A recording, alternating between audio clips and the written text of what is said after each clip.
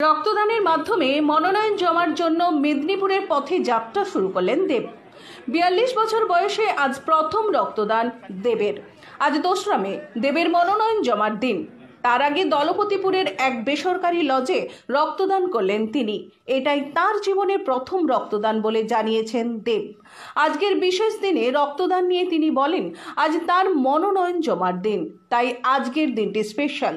তিনি আরও বলেন, তীব্র দাবদাহে ব্লাড ব্যাংকের রক্তের সংকট, তাই সকলকে রক্তদানে এগিয়ে আসার পাশাপাশি নিজেও রক্তদান করলেন। রক্তদানে অংশ নেন দলের অন্যান্যরাও। ঘাটাল লোকসভা কেন্দ্রে তিনি যত সংখ্যায় ভোট পাবেন তত সংখ্যায় চারাগাছ লাগানো হবে গোটা ঘাটাল জুড়ে। আজ মনোনয়ন পেশের আগে এমনটাই জানান দেব।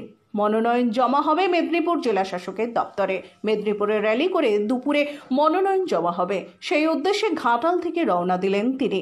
দেবের সাথে ঘাটাল থেকে প্রায় 150 দলীয় কর্মী সমর্থক ও নেতৃত্বরা আজ মেদিনীপুরে যাচ্ছেন বলে জানিয়েছেন ব্লক সভাপতি দিলীপ মাঝি।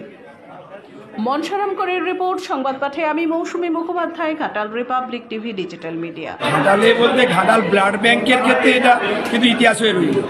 অনেক সেলিব্রিটি রক্ত দিয়েছে, কেউ দিয়েছে, কিন্তু একজন সাংসদ থাকাকালীন তিনি নমিনেশন করতে যাওয়ার আগে রক্ত দিচ্ছেন, এটা কিন্তু এটা ইতিহাস হয়ে, এই ইতিহাসটা আর কেউ আগামী